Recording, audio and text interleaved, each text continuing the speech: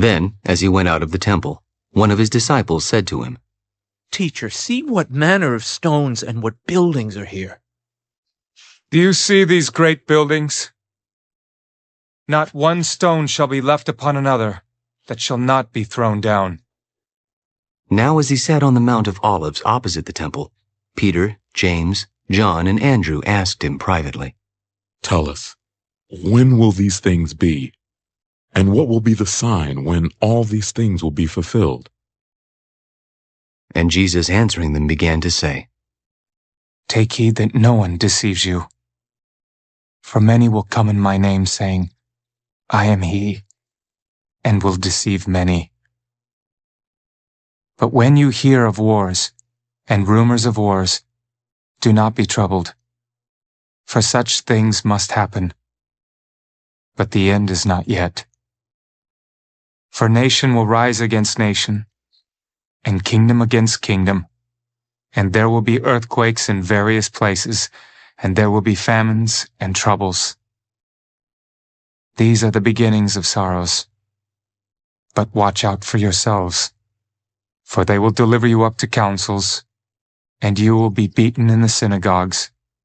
You will be brought before rulers and kings for my sake, for a testimony to them. And the gospel must first be preached to all the nations. But when they arrest you and deliver you up, do not worry beforehand, or premeditate what you will speak. But whatever is given you in that hour, speak that, for it is not you who speak, but the Holy Spirit. Now brother will betray brother to death, and a father his child, and children will rise up against parents and cause them to be put to death. And you will be hated by all for my name's sake. But he who endures to the end shall be saved. So when you see the abomination of desolation spoken of by Daniel the prophet, standing where it ought not, then let those who are in Judea flee to the mountains. Let him who is on the housetop not go down into the house, nor enter to take anything out of his house.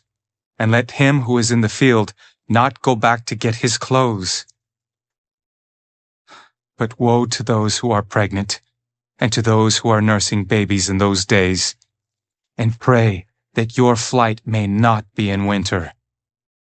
For in those days there will be tribulation, such as has not been since the beginning of the creation which God created until this time, nor ever shall be. And unless the Lord had shortened those days, no flesh would be saved. But for the elect's sake, whom he chose, he shortened the days.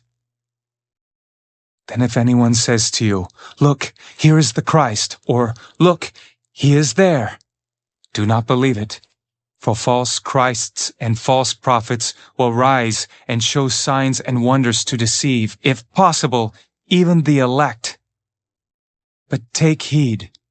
See, I have told you all things beforehand. But in those days, after that tribulation, the sun will be darkened, and the moon will not give its light. The stars of heaven will fall, and the powers in the heavens will be shaken. Then they will see the Son of Man coming in the clouds with great power and glory. And then he will send his angels and gather together his elect from the four winds, from the farthest part of earth to the farthest part of heaven. Now learn this parable from the fig tree. When its branch has already become tender and puts forth leaves, you know that summer is near. So you also, when you see these things happening, know that it is near, at the doors. Assuredly, I say to you, this generation will by no means pass away till all these things take place. Heaven and earth will pass away, but my words will by no means pass away.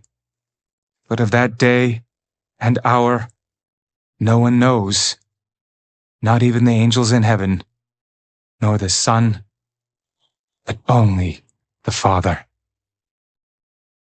Take heed, watch, and pray. for you do not know when the time is. It is like a man going to a far country, who left his house and gave authority to his servants, and to each his work, and commanded the doorkeeper to watch.